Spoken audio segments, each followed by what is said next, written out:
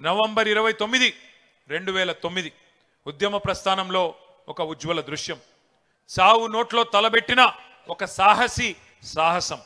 కేసీఆర్ సచ్చుడో తెలంగాణ వచ్చుడో, కేసీఆర్ శవయాత్రన తెలంగాణ జైత్రయాత్రన, ఏదో ఒకటి తేలాలి అని ఒక మహానాయకుడు గర్జించిన రోజు నవంబర్ 29, 2009.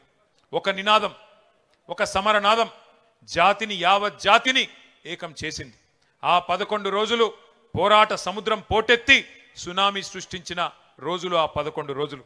అగ్నిపర్వతం బద్దలైనట్టు, భూకంపం పుట్టినట్టు, పెను తుఫాన్ తీరాన్ని తాకినట్టు తెలంగాణ ఉద్యమ శిఖరం సిగమూగింది ఆనాడు.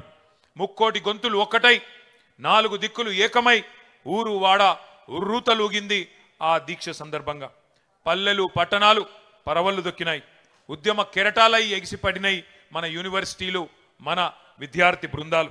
మడిదున్నే రైతు, బడికెళ్లే విద్యార్థి, కార్ఖానాలో కార్మికుడు, కార్యాలయంలో ఉద్యోగి, నల్లకోటు వేసుకున్న లాయరు, తెల్లకోటు వేసుకున్న డాక్టరు, కలం బట్టిన జర్నలిస్టు, దేశ విదేశాల్లోని ఎన్ఆర్ఐలు విజృంభించి రోడ్ల మీదకొచ్చి బిడ్డా మా తెలంగాణ మాకియ్యి అని బరిగీసి కొట్లాడిన ఒక ఉత్కృష్టమైన సందర్భం ఆనాటి కేసీఆర్ గారి నిరాహార దీక్ష.